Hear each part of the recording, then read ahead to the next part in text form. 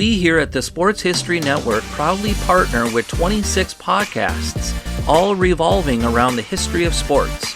But did you know that many of our hosts were sports history authors way before they started their shows? It's true. We've got Joe Ziemba, host of When Football Was Football, Joe Zagurski, host of Pro Football in the 1970s, Mark Morthier, host of Yesterday's Sports, Tommy Phillips, host of Lombardi Memories, and Scott Adamson, co-host of From the 55-Yard Line. All these authors have many books for you to choose from. To check them out, go to our website at sportshistorynetwork.com/sportshistorybooks. Pick up your copy today. Soundtrack provided by Kevin MacLeod of filmmusic.io. Thank y'all for listening to Football is Family. Today we have a special guest, Oz Davis from the Truly the GOAT podcast, part of the Sports History Network family of podcasters. We have a great group of talented men who are giving you the basics of the sports history that you love. And Oz Davis is one of them. We've had several on this podcast in the past. Today, Oz is going to talk about his love of the Los Angeles Rams. Not so much St. Louis, but, Cleveland as well, but the Los Angeles Rams. And we're going to talk a lot about the 70s and a lot about what's going on today. So I hope you enjoy that. Before we get into the podcast itself, I want to give you a couple of recommendations of books and magazines. Now, magazines, if you don't know what they are, they're these floppy things made of paper. They're not on digital. They're not on the computer. I am an old school type of guy when it comes to my material. I want to hold it in my hands. I like comic books in paperback in form like that. And I like magazines and books in paper. This in particular is Lindy Sports. It came out a couple of weeks ago with the pro football preview for the 2021 edition. That is that now. It's something I tend to buy every year, especially when we get into fantasy football season, which is coming up pretty soon. So that is out. But I want to give you a couple of recommendations. I got Rich Smelter's book, Chicago Assassin. This is not a book about sports, but it's a book about Machine Gun Jack McGurn and his reign during the beer wars in Chicago in the Roaring '20s. I encourage you to pick that up if you can. And John Eisenberg's book, Cotton Bowl Days, I should say, growing up with Dallas and the Cowboys in the 1960s. Both books I would recommend. Both great men who've written these books. So I encourage you to look at those books. They're available online. And if you're interested, go and look it up and check out these authors. Again, I hope you enjoy today's episode of the Football is Family podcast. Next week, as of right now, I am planning on doing something that is a little bit interesting in the sense that you never think of WWE, WWF, or WCW in football, but there's a lot of similarities, especially with the people who played football, who later became wrestlers. Can you smell what The Rock is cooking? That's what we're going to talk about next week. Thank you. We'll see you then. And we're back to Football is Family podcast. And I've got a special guest. Would you like to introduce yourself? Hi, I'm Oz Davis of the Truly the GOATs podcast here at the Sports History Network. I'm pleased to be here. Well, Oz, I'm glad that you're here. We had a kind of a conflict of interest yesterday. He was supposed to be on yesterday, which is a Tuesday, Monday. I actually got rid of all three of my kids for a few days, and my wife and I ran long actually getting to know each other because you don't get to see each other with kids. It just doesn't happen. Okay. You know what? That's great. I love this excuse. I used to be, when I was living in Budapest in Hungary, I was an English teacher. And very often I was going to these people's offices and teaching, 3 or 4 students at a time. And invariably people would show up late and they'd go, traffic. Sorry, I'm late, traffic. Right. And I know it's Monday, it's Tuesday morning, it's 8 o'clock. I know it's not traffic. I know And I used to chastise everybody for this. It's like, give me a different excuse. Give me a different excuse. So finally, one of my students walks in and goes, sorry, I'm late. I was having sex with my wife. And I was like, all right, there you go. This is how football becomes family, by adding to it like that. There you go. Now the thing that you are going to talk about today are the Rams. Now, we talked before that the Rams have a long history. We're going to talk about the history, but before we get into that, I've got some numbers that I want to run by you. Okay. And after that, I think you have something you're going to add, and then we're going to talk about why you like the Rams. So they were founded in 1936 in Cleveland, of all places. And if I remember correctly, they are the only team that after winning a championship moved. In any sport, really. Unless you want to talk about like the Philadelphia Stars in the USFL, because I think they did that. I think they won a championship and then moved to Baltimore. But that was fiscal necessity. Right? Fiscal necessity. Yeah, this is one of the interesting things about them moving is that it's not a case of Stan Kroenke or Carol Rosenblum, who was a later owner of the Rams, where they live in Los Angeles. And so they want to bring the team here. The owner of the Cleveland Rams, and I have the name here somewhere. I believe it's Dan Reeves. That's right, Dan Reeves. I'm terrible at names, which is a real drawback for somebody doing this kind of thing. He specifically, get this now, he specifically wanted to move to Los Angeles to play in the Coliseum. That's what he wanted to do. And when he requested a move to Los Angeles, the leagues at first said no. And then he threatened to sue them. He threatened to dissolve the team, not move them to the AAFC, which was a competitor league, which he could have also threatened to do. Despite, the Browns being there, who are also awesome. I wouldn't want to play the Browns at that time. Right. And so, he threatened to do all these things because for him, he was kind of a businessman first, a franchise owner second. He was almost a reverse Al Davis. He's a bizarro Al Davis, right? Didn't care about football. Didn't care.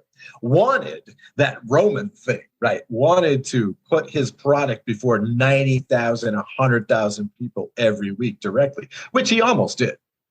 Yeah. By the way, by the mid 50s. In 1957, they set a record for, gate, basically.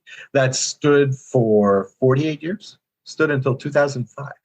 Because the Coliseum, in theory, could put in 105,000. They often did that for USC games in those days. Can you imagine in the 50s putting 105,000 people in there? Good gracious. Even for Los Angeles, that's a sizable part of your population in one small area.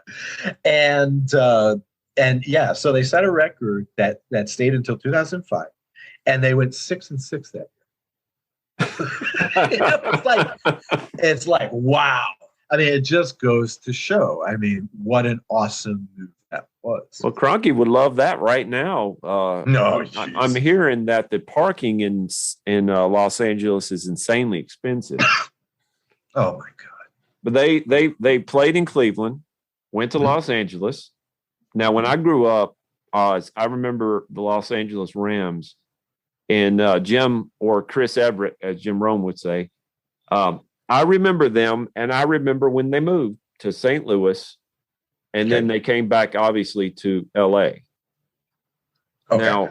Now, according to the internet's never wrong. Okay, they played in. I've seen that. They're just never wrong. Okay, Four Super Bowls. But remember what Abraham Lincoln said: "Not everything you read on the internet is true." I've heard. I read that on the internet. Yeah, I also heard that he said drop beats, not bombs. Exactly. I'm just saying. They played in 4 Super Bowls. They're 1-3. And the one Super Bowl they played in, I actually have a hat over there. Lids.com had a $5 hat thing, and it was a Titans St. Louis Rams Super Bowl, and I don't want to talk about that one. We're going to move on. According to Pro Football Reference, all right, ready? They played 85 seasons. They've had a pretty good record for 85 seasons, 587 wins, 575 losses, and 21 ties. Now, that's pretty good.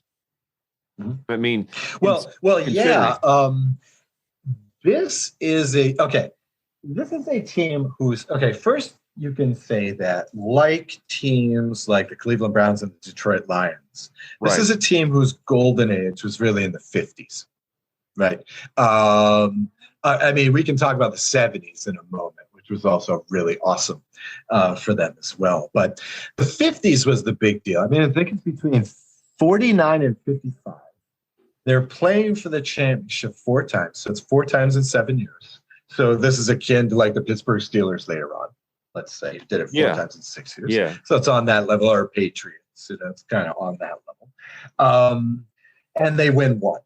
And I was in 57, I believe. This shows how well I versed on the 50s football. Now, I remember the Rams from the 70s.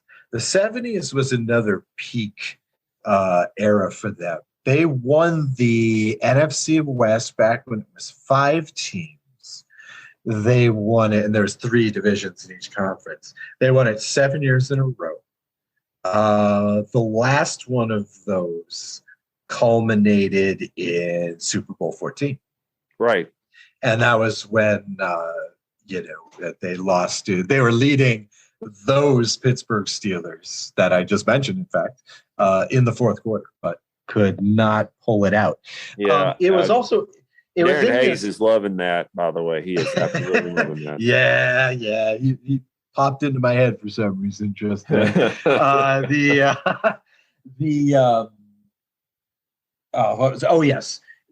thing about the Rams at that time, and even as a kid we knew this, was the fearsome foursome.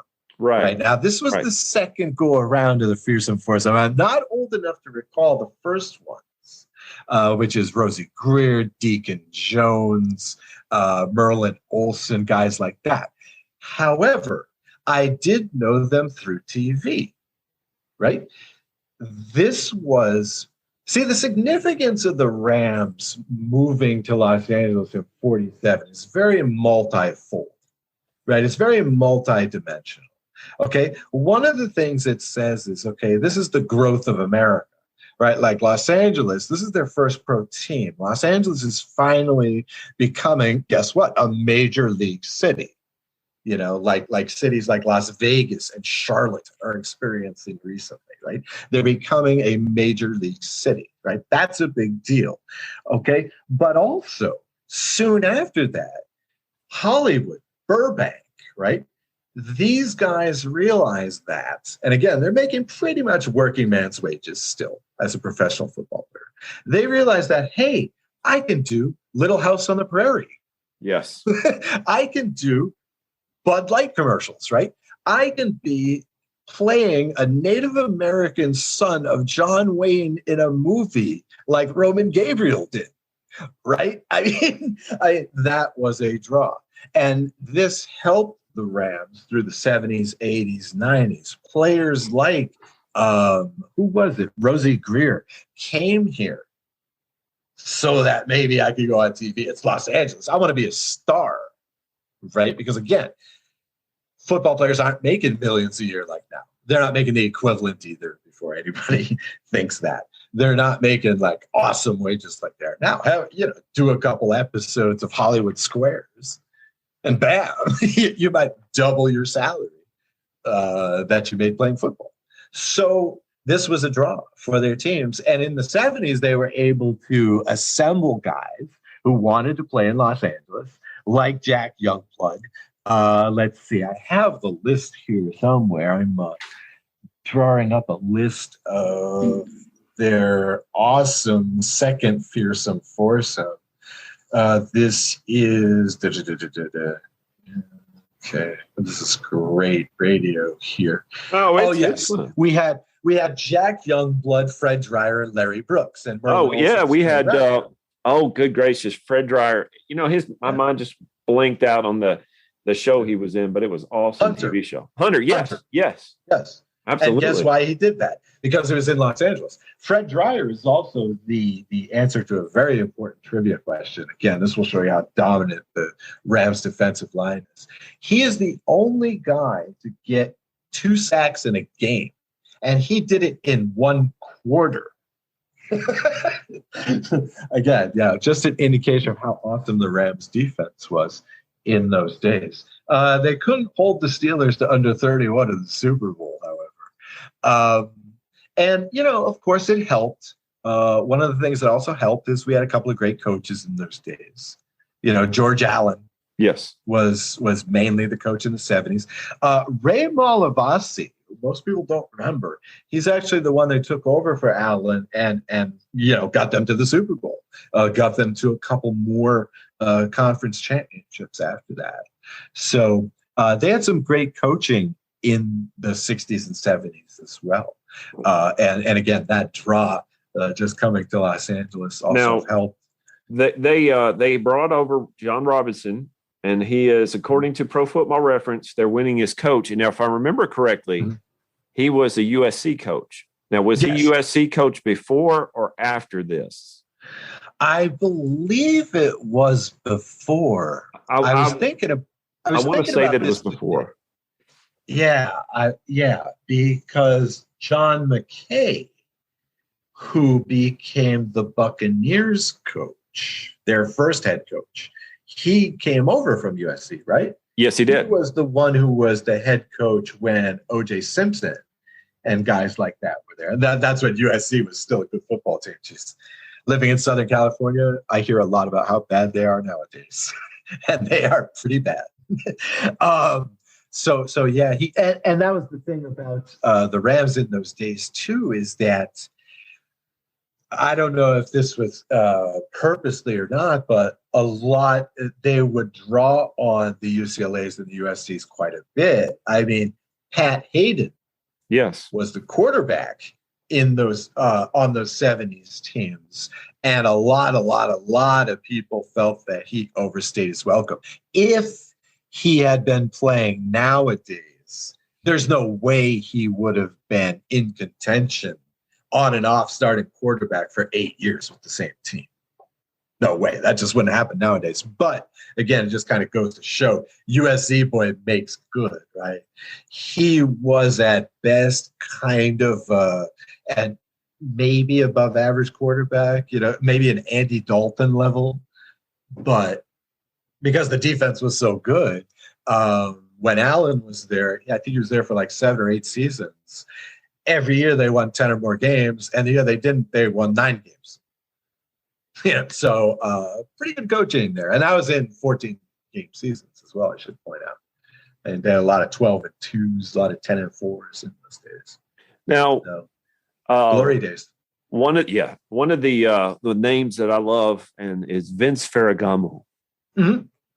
Quarterback. Right. I believe he was a quarterback in the Super Bowl in '79. Yep. Probably if you want to have a superhero name, that's Ferragamo. Now, I am looking at probably one of the best defensive ends, if not the best, and he is top 5, definitely. Deacon Jones. Now, before Deacon Jones came around, they didn't keep up with sacks. And if I remember correctly, this man coined the name sack. Wow, that could be. Yeah, I believe it. I believe it. I don't think that the league officially has it down to him. But sure, why not? Because that's what he did. I'm not going to argue with the guy named Deacon Jones, Right. That and, his thing was the head slap.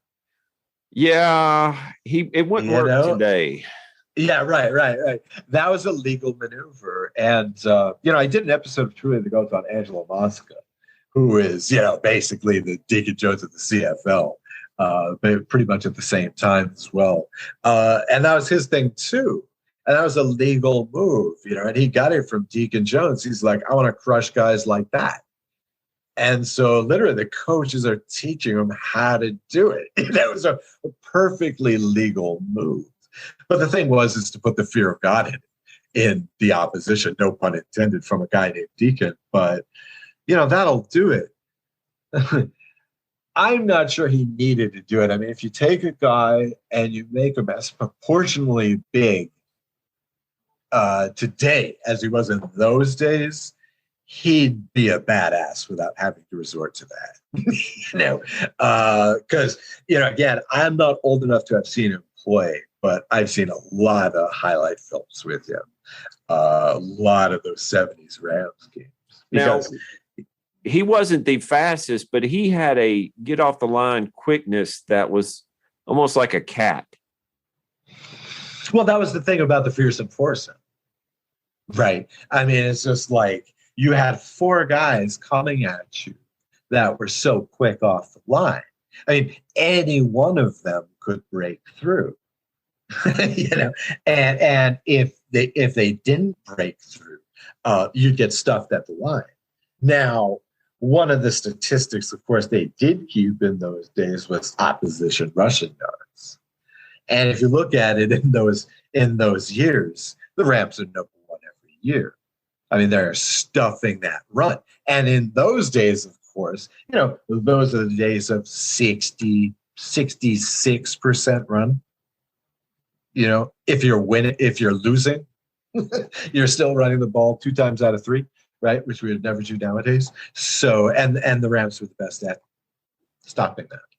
So, that was the thing about those guys. I mean, you just look at the tape; it's amazing. And the thing is, like George Allen, when George Allen came in, he shed those guys, except for Merlin. To be honest, most of them were past their prime, but kept the philosophy. This is why guys like Youngblood were so effective. I mean, that's what he was doing. He was just crushing through the line, like as soon as the ball was snapped. It was almost like he was psychic coming off that line. It was something to see. Now, Jack Youngblood is one of those guys that when you look at him, you don't really see how just of a man he was. Now, if I remember correctly, he had his leg broken and still played in the Super Bowl. Oh, Jesus. Yeah. I remember that. It's one of those things. It's not quite the Theismann thing because it wasn't, so nicely framed. Okay. In the camera. Yeah. But you could feel that. And I'm a kid watching that. So, I was like maybe 14 when I was watching that. So it's nice and firm in my brain forever. Well, but then I mean, they don't do well. I don't know to say that they wouldn't do that nowadays because there's a lot of times when guys reveal how messed up they are, after the game is over. Maybe they don't want to give anything away, but you get again, this is the 70s and early 80s. And I always come back to this. And if you look at the 70s in any sport, pick your sport, it's just so amazingly violent and hard and permissive as well. I'm sure that this dude for the Super Bowl was really jacked up. Okay, they gave him some great painkillers. He thought he was Superman. I'm sure of it. I'm not sure how he felt after that Super Bowl.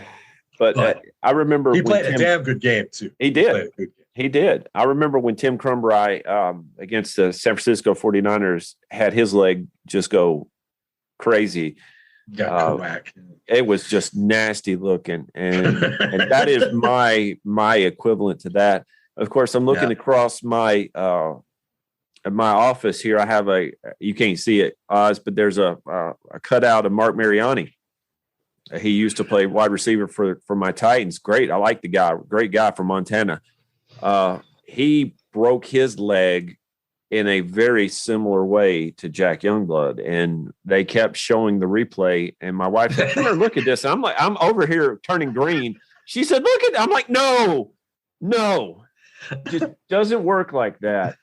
Now that's something they don't do anymore either. Is they don't like replay the vicious incident over and over and over again. And when they say that turn your head if you're squeamish, of course, no one's going to turn their head.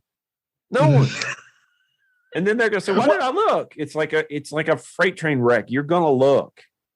Now, oh yeah, I mean, I was just having this conversation the other day about talking about Formula One versus NASCAR, and they're going, "How can you stand that Formula One?" I'm like, dude, the tracks are different, and the scenery is awesome, and the drivers are fantastic.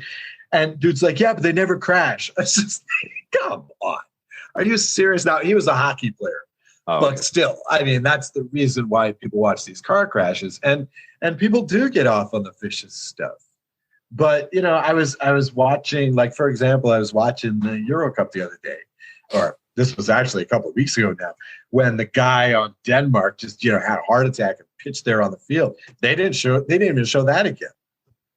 The guy just basically like collapsed. There's nothing to it. It wasn't like he got hit or anything. I mean, soccer. It wasn't like he got hit or anything. It's not like he even hit his head. He just kind of like fell down. Well, but no, we're not going to show it again. So it's like, you were talking about how bad it was in the 70s. I didn't know this, but Rudy Tomjanovich, playing for the Rockets, I believe, got his face rearranged with a sucker punch. Oh yeah. And I looked at that on YouTube and I'm like, oh my goodness. Oh yeah. Well, there's that famous one of Larry Bird getting clotheslined against Detroit.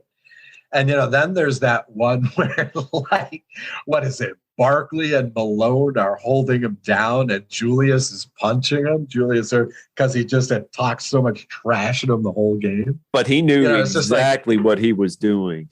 Of course. But, and, that's the early 80s, but still coming out of the 70s. But again, like, seriously, fans, like, no matter what your sport is, just look at the 70s, man. It's hardcore. I mean, cricket is violent in the 70s, and that's, seriously. I mean, okay, tennis, maybe not so much. That's not a contact. Well, but, talk to Monica Seles back in the day. Well, there you go. But now, everything else, man. Before we go any further, I want you to see if you could pull up the our sponsor for today. Oh, I've got that. Yeah, sure. Let's talk about what I half jokingly often refer to as quite possibly the greatest website of all time. I'm talking about Newspaperscom. Now, if you're listening to this podcast or any of the Sports History Network podcasts, you're probably into sports history. And you probably also know that in order to do real research, in order just to find out about those old times, to do a typical search engine is useless. It's really hard to find anything prior to, let's say, 1990 that doesn't bring you to Wikipedia, a 2-minute YouTube, or, I mean, what else can you get? What else would you get in this situation, Jeremy?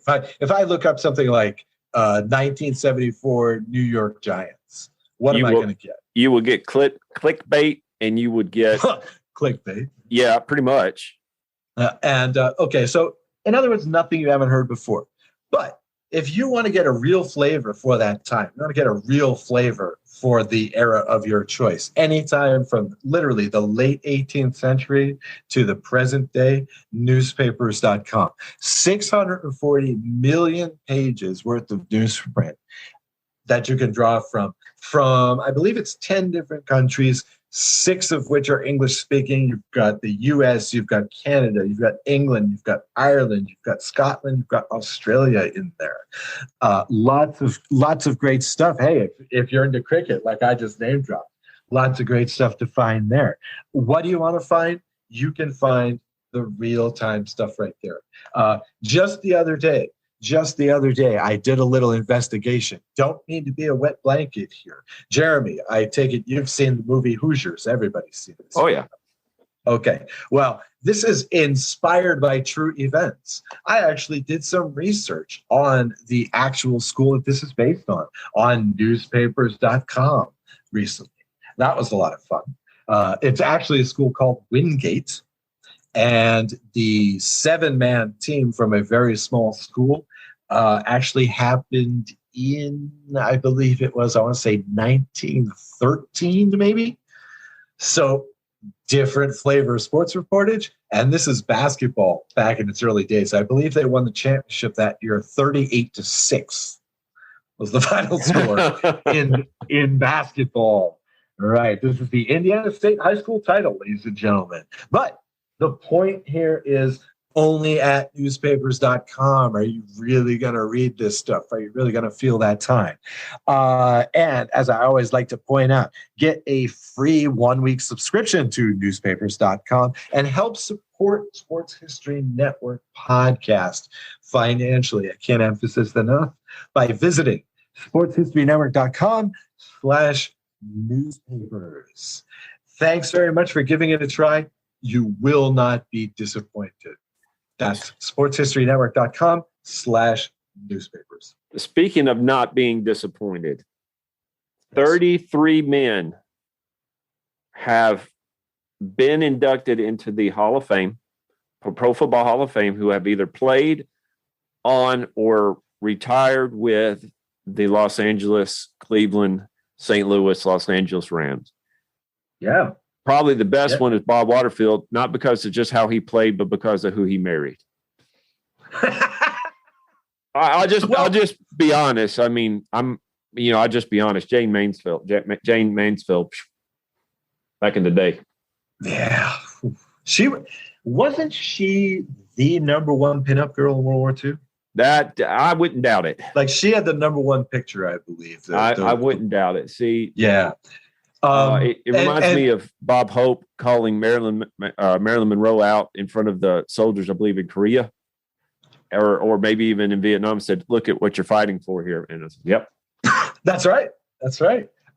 And speaking of legs and the Rams, we have a long history of Hall of Famers along with Waterfield on, like I mentioned before, the early Golden Age teams. Really. Was Crazy Legs Hirsch. Yes. Not only one of the early great receivers, but also one of the all-time great nicknames in football. Well, and I did some research on that, and they said he was crazy because of how he ran. He ran with abandon. He did not run in a straight line, so the name Crazy Legs. Now, here's the problem I have with the Rams. They seem to get rid of running backs at least 2 times a little bit too early. Well, gee, we picked up Marshall Faulk at exactly the right time, though, huh? You did. That was the one score. And the thing about Todd Gurley is, not even Gurley. Sorry, Eric Dickerson, Jerome Bettis. Well. Yeah, the Bettis thing was weird, but those, of course, were the lean years when I find a lot of times in the NFL when a team has a string of lean years, like the Rams had 12 years in the 21st century, and we just had a 9-year run back in the 90s where just nothing, just no playoffs, not even a hope of getting to 500. I find that when that happens, that a lot of bad stuff is happening in the front office as well. Oh yeah. Like if you look at the Lions, who bottomed out famously at 0-16 back in the 2000s, Matt Millen, of course, was their GM, and this is historically one of the worst GMs ever. I mean, drafting wide receivers in the first round 3 straight years with a top 10 pick, for example, stuff like that will gut your franchise. And I think that's kind of the thing that was happening with the Rams at that time. It's just that, there's a level of apathy here. Georgia Frontier, who's now owner of the team, just doesn't want to pay anybody because not so secretly, she wants to move the team back to her hometown. And it's just like nobody, It's like a situation where one hand doesn't know what the other hand's doing, except this is like a handless team. So there's just like nobody's really paying attention. There's a string of coaches, Spagnuolo, probably the best example, that just never coach again. That's always a bad sign. Again, this was representative of those Detroit Lions teams that were so Right. bad. Right. Yeah. Same kind of thing happened there. Other teams like this, this tends to happen. So I chalk up that one to that. Dickerson, and this actually came back to haunt him later on, always kind of had a checkered, relationship with the front office. Not really sure why. I mean, he's one of the best players the Los Angeles Rams ever had until nowadays, when we only have, in my opinion, the best player in the league, but definitely the best defensive player in the league. And so, I think a lot of it was politics, basically. And it's interesting too, because in the Rams' other low point, which was when your boy Jeff Fisher came and ran the franchise into the ground so that we could move the team. He was no judge of talent whatsoever. And Dickerson in those days used to hang out on the sideline. He was just kind of like a local press guy, just kind of like a goodwill guy.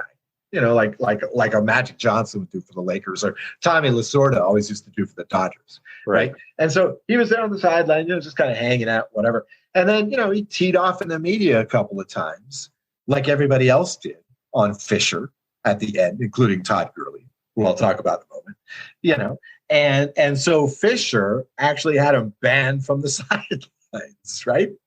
And it's like, I don't know what Fisher was thinking, that he was going to win in a popularity contest in Los Angeles, where a lot of people my age still remember the Los Angeles Rams, and Dickerson. I just don't understand but in any case, so that's what I blame the Dickerson thing on. And the Gurley is the real shame. Todd Gurley is the real shame, because again, here's Fisher running this team into the ground while this guy's having his best years. It's like, it's kind of like Deshaun Watson in Houston. Oh yeah. It's like why you're running this team into the ground, and this guy, his best years are now, because this guy, he's a halfback. He's not going to last forever. Gurley is a guy who, going into college, he wanted to play basketball. Like, that was his first love. And basically his coach begged him to play football because he was so good. And jeez, he was good. But Fisher was just wasting him.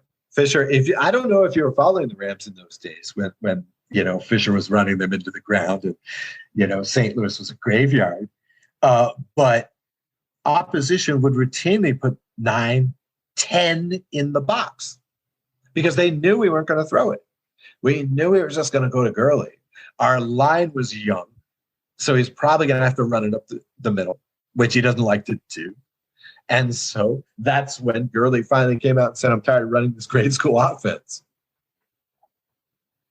So there you go. That's our checkered history with running backs in a nutshell, from my perspective. Well, Jeff Fisher left Tennessee in a bad situation, but I'm sitting here with a autographed Jeff Fisher football right here behind me.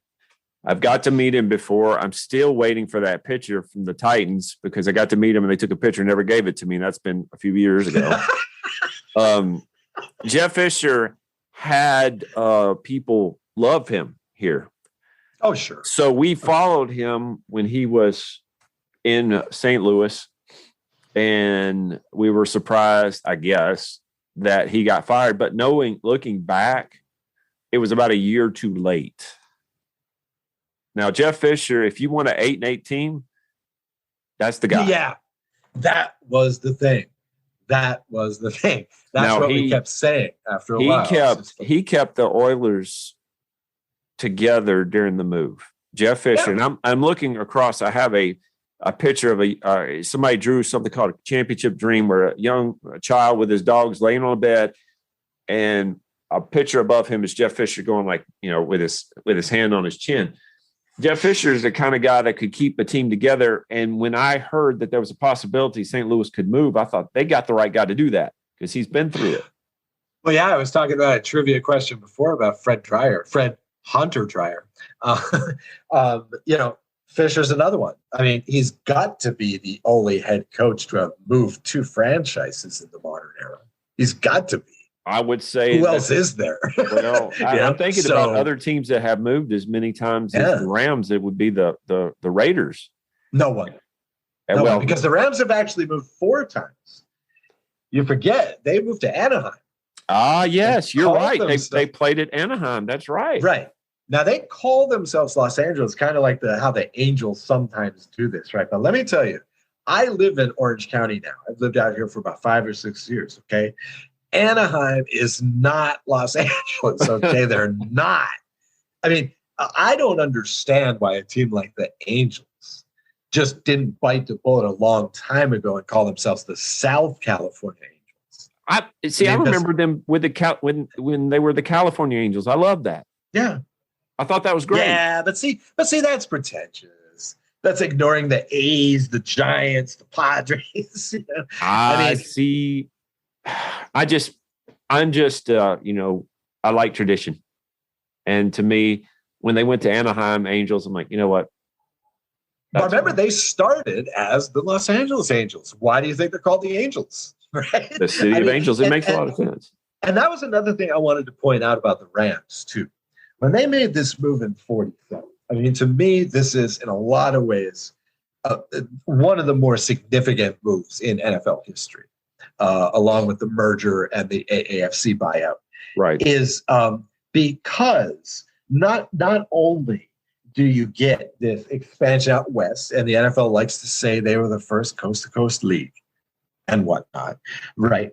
But also, as part of the lease agreement for the Coliseum, they had to agree to integrate, right?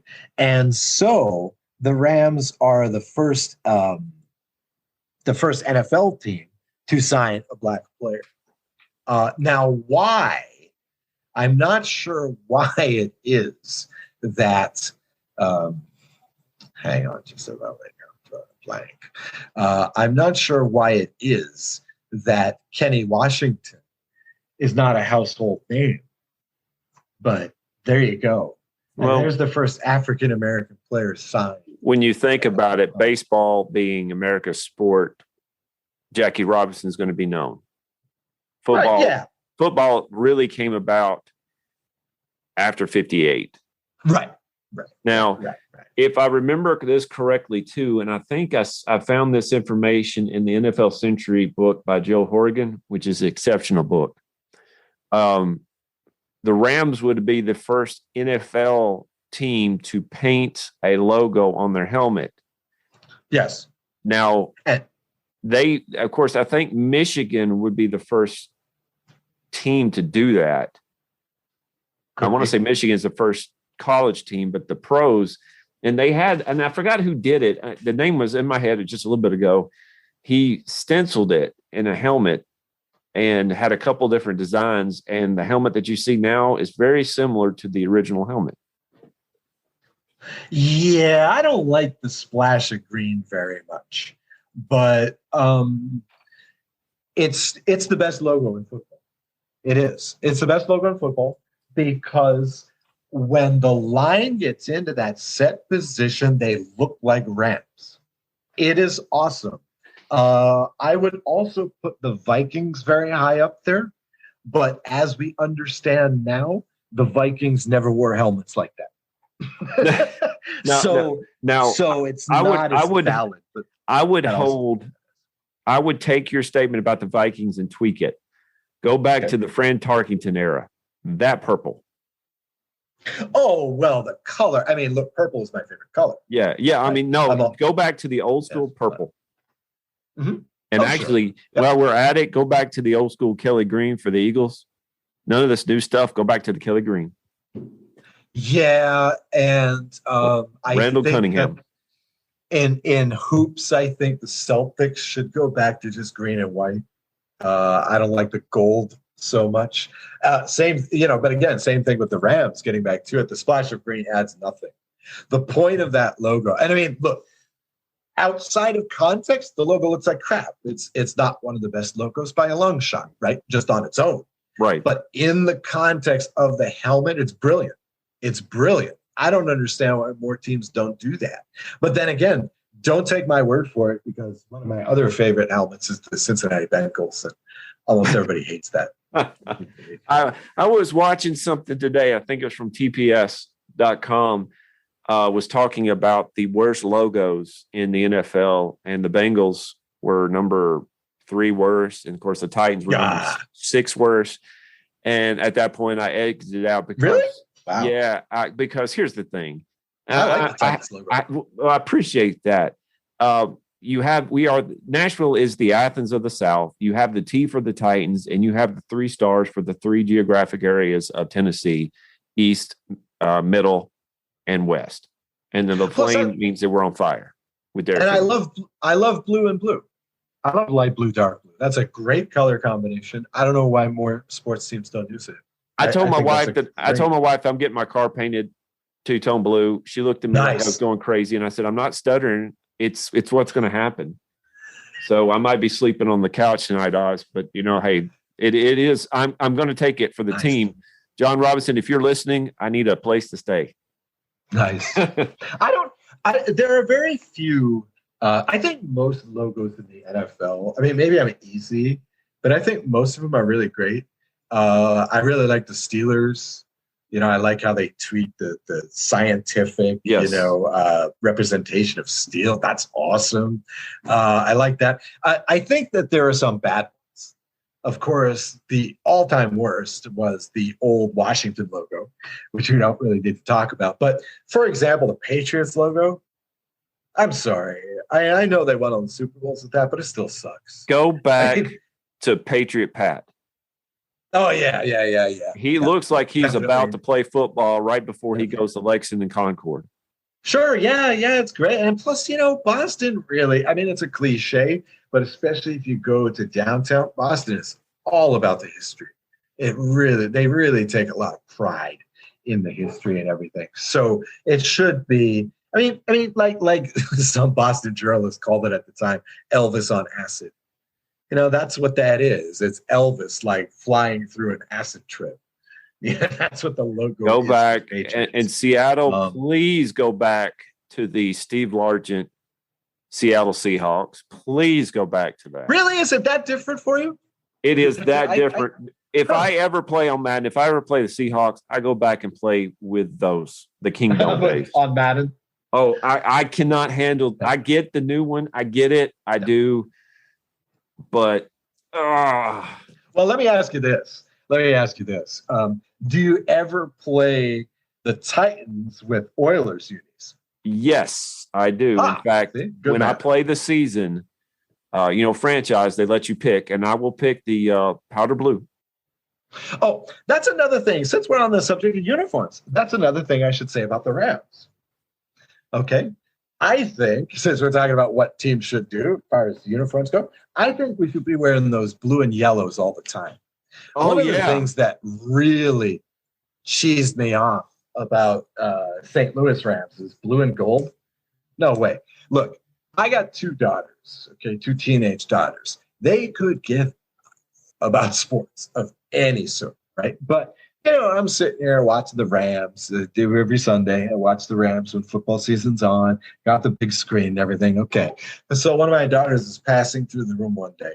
They're playing in the blue and yellows. She stops and looks at it and goes, wow, those are great uniforms. It's like, somebody who knows, I mean, those are dope uniforms. And, of course, those come from the 70s, which high point of the franchise. Well, absolutely. Let's get back to NFL. If you're looking for fashion advice, come to us. I've got a 13-year-old. I got an 8-year-old daughter as well. They know fashion. They basically say, Daddy, you cannot leave the house until we approve you. Wow. Really? Yeah. It's not good. You've got a tyranny going on there. I told my son, like, if there's 4 or 5 guys in a room and there's one girl, you're still outnumbered. Just deal with it. You have no chance. But Oz, I appreciate your time. The Los Angeles Rams SoFi Stadium looks amazing. They are the team in there. The Chargers, you guys should have stayed in San Diego. That's Los Angeles is not your city. You don't know the half. You don't know the half of it, dude. You would be shocked. I mean, okay. This is the other thing. This is the other important point about the Rams at all.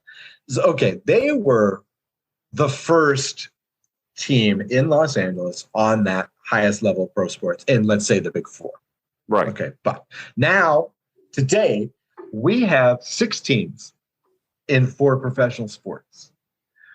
One of them is natural to Los Angeles. Okay, that is the Los Angeles Kings. Those are our only true team. Okay, unless you want to count the Chargers, who played 1 season in Los Angeles, moved away, came back. I don't count that. Yeah, that's like that's like remarrying the wife you divorced, right? So I don't think that counts. Okay, so but that's the argument, right? Is that LA itself is a town of transplants. And the thing is, like, people were saying when for 25 years or 22 years, I think it was, Los Angeles did not have an NFL team. They're saying, oh, it's a crummy football town. Oh, it's a crummy NFL town. It isn't. It's just that people come here and they bring their teams, right? That's the way it is. The main fan base of the Los Angeles Rams now is guys my age, Generation X, right? That because we remember the Rams, right? We remember the Los Angeles Rams. Everybody else already has another team. Sorry. And the Chargers, I would guess they're maybe the 12th, maybe 13th most popular team. Honestly, I can easily find you more Patriots fans in Los Angeles than Chargers fans. Easily. And of course, the Raiders, who cares if they're in Las Vegas? They got a lot of fans in Los Angeles still. A lot. This is the 21st century, baby. Home team, doesn't matter. Chargers, you might as well just move to Portland, Maine, for all it's worth. Doesn't matter. Nobody cares about you now. You heard it here. Thank you. Thank you, Oz, for your time tonight. Thanks very much. It's been a pleasure, Jeremy. This has been Football is Family. At the Sports History Network, we're all about sports yesteryear, and so we're so pleased to introduce you to Row One, an online memorabilia gallery and shop that brings your sports history to life anywhere. The Row One gallery includes over 5,200 gorgeously reproduced prints of team posters, game program covers, game tickets, advertisements, and more in baseball, pro and college football, pro and college basketball, and more. And any gallery item may be printed in a variety of sizes on wood, metal, canvas, acrylic, or poster paper. And in Row One shop, check out the thousands more of unique items with the retro and historical designs dating back to 1876, including t-shirts, long sleeve shirts, phone cases, mugs, blankets, pillows, towels, and even shower curtains. Go to sportshistorynetwork.com, ROW1, for access to the full Row One catalog and for gallery prints and gift items, plus get a 15% discount off all prints on the Row One Pictorum Gallery with coupon code SHN15. Follow the link on the show notes.